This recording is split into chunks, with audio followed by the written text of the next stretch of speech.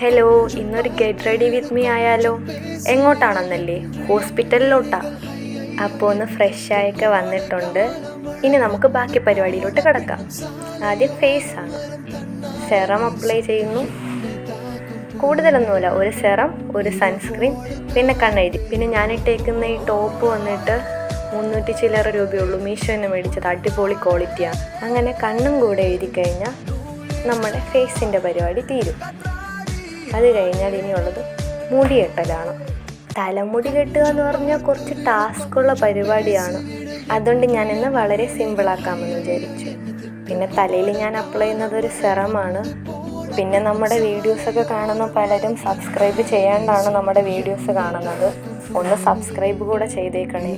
അങ്ങനെ കുറേ നേരത്തെ പരിശ്രമത്തിനുള്ളിൽ നമ്മളൊന്ന് സെറ്റായിട്ടുണ്ട്.